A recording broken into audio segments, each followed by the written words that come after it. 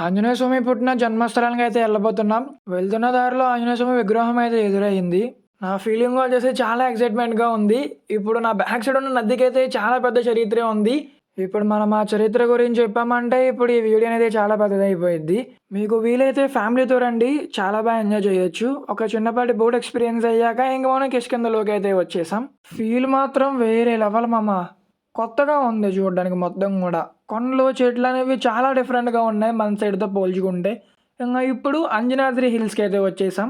ఎంట్రన్స్‌లోనే శ్రీరాముడు విగ్రహం అయితే ఉంది. ఇది కొత్తగా కట్టింది. మొదటి మెట్టయితే ఏసేసాం కొండ మీద.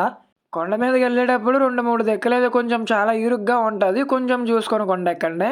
కొండ సగం దూరం ఎక్కేటప్పటికేమో పూర్తిగా అలిసిపోయాం. అక్కడ కాసేపు కూర్చొని అలా వ్యూ చూస్తే చాలా ప్రశాంతంగా అయితే ఉంటది. ఇప్పుడైతే మనం ఆంజనేయ స్వామి పుట్టిన జన్మస్థలం దగ్గరైతే ఉన్నాం. ఇవే అంజనాద్రి కొండలు. చూడ్డానికైతే చాలా బాగున్నాయి. పైనుంచి చూస్తే మీకు రామాయణం మొత్తం కనిపించినట్టు ఉంటది ఒకసారి ఇక మీ కళ్ళ ముందు. ఎంత పైనుంచి చూస్తుంటే నాకు ఇప్పుడు అర్థమవుతుంది ఎందుకు దీనికి అంజనాద్రి అని పేరు పెట్టారని చెప్పి.